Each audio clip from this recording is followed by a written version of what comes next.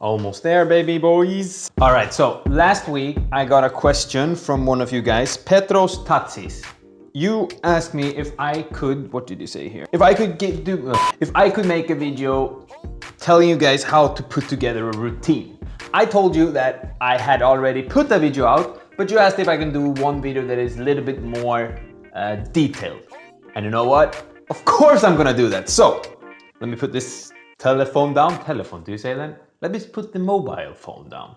Let me put this telephone down and then we start this video, okay? All right, you guys ready? Let's go. Yo, Karla Fretta, my name is Arnulfur and today I am gonna tell you guys my thoughts on how to go about building a routine, whether it is for my walk around gigs, if it's for my stage show, or if it's just, you know, me wanting to create a routine in general.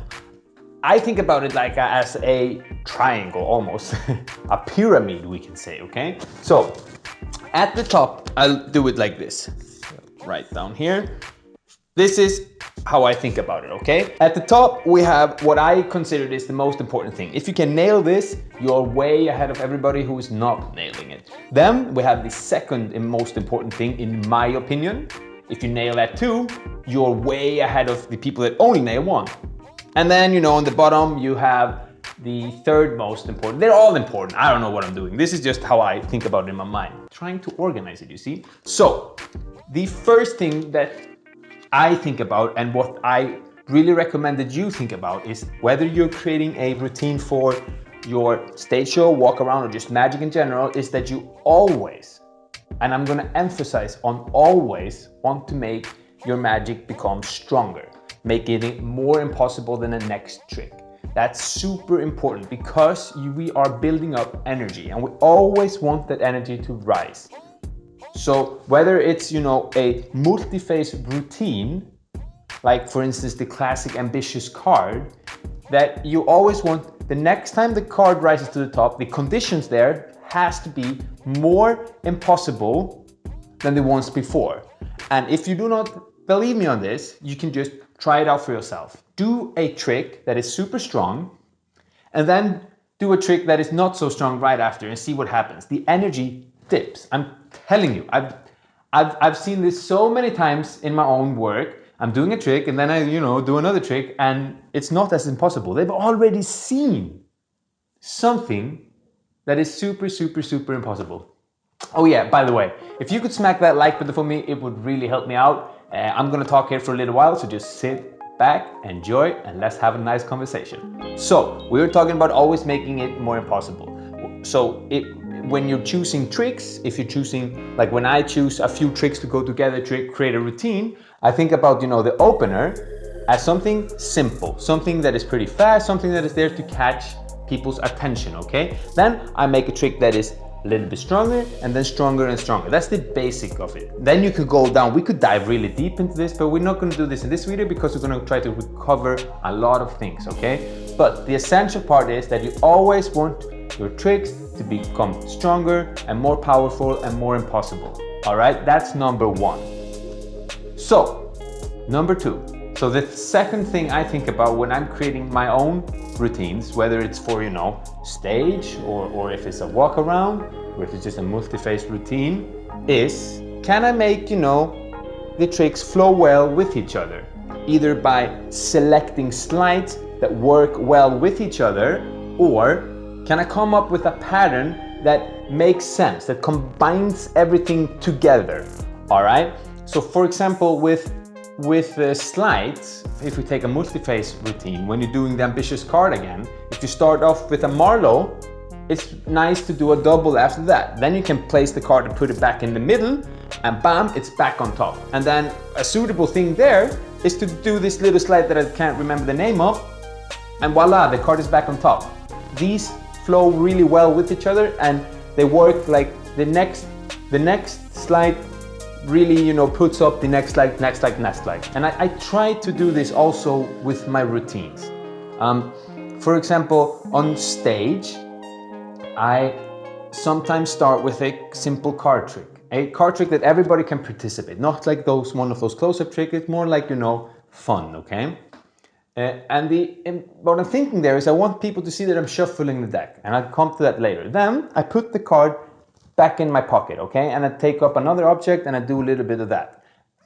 In the end, I do a trick with a memorized stack, okay? So I basically do a deck switch, but people don't know because I go back in the same pocket and take a different deck. But in the beginning, they saw me taking that deck and shuffling it, all right? I often take somebody up and make them shuffle. So they have a spectator in the audience that have shuffled the deck.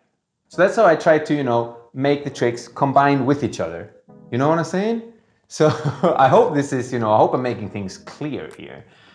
In walk-around situations, I try to do the same thing. So I have a deck of cards here. I usually have a few decks on me. One of them is set up. I usually do the Chicago opener, and I like to do this as a second trick. So in the Chicago opener, I have the setup here. I can't show the bottom card, but I usually go like, hey, pick a card, any card you like. I don't have to show the card. I do this, show the card. I do a trick, get people interested. It's a quick trick, they get interested. They're like, what is he doing? And then I go for the Chicago opener. I make them pick a card. It turns blue, the whole story, blah, blah, blah. Everybody's happy. Boom, all right? So this is number 2. So to break down number 2 or make it more easy is that I try to make both my tricks flow well with each other, make the sleights so they make sense. Do I have to reach in my pocket? Can I, if I'm going for a pinky what do you call this? Pinky pull down? Is that what you call it? Pinky pull down, yeah. If you go for pinky pull down, I might, reach in my pocket, grab a pen, and as I'm doing this, I have done that, and all that simple stuff, all right? And then I try to also incorporate pattern to make everything fit nicely together, okay? And this is just a creative process. Basically, yeah. So, that is number 2. I hope this is clear. I'm telling you, I'm just here with a cup of coffee, alone in my apartment, trying to talk to the camera.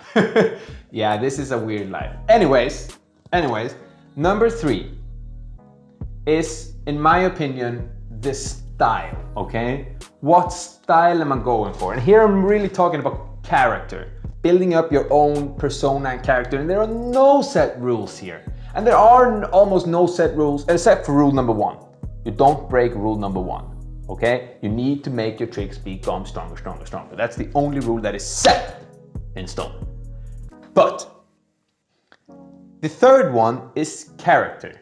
And here you can do whatever you like, but I try to keep my character consistent.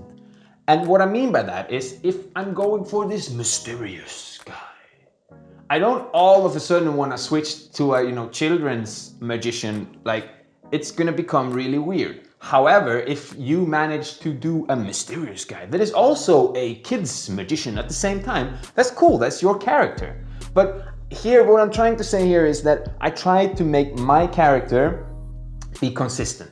On stage, the way I am on stage is usually I'm a lot of fun, okay? I strive for that, oh, what the moment, you know what I'm saying? I strive for that, but it's also super fun, a lot of jokes, and I like people to have good time, okay? So yeah, number 3 is making sure that your character is consistent. And that, combines in the routine. The whole routine is an act. Yeah, does this make sense to you guys?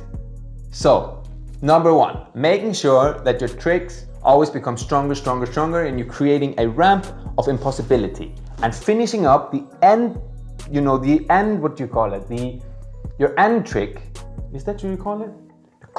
The closer should be the strongest trick, okay? And here you have all the people invested in you, so you can take a long time in building this up. Here's where your acting skills come in too, all right? Number 2 is that I try to create a routine that flows well in it, Is it nice for me? Can I put the card in the pocket and take out some other stuff? Do the slides work well with each other? All those little stuff I think about, okay? As well, as making my pattern also makes sense into what I'm doing, making everything flow smoothly, all right? From one trick to another. So instead of, it feels choppy, like one trick, I want it to feel like a whole act, all right? So people don't necessarily think, trick 1, trick 2, trick 3, trick 4. They're more like, it's a whole act. And then, the third thing I think about is making sure that my character stays relatively consistent. All right? So yeah, I hope that you guys now understand how I go about thinking about this. This is not the holy grail. If you have any suggestions, please feel free to put them in the comments down below. I'd love to hear what you guys are thinking, how you guys go about it. We are all in this to learn together.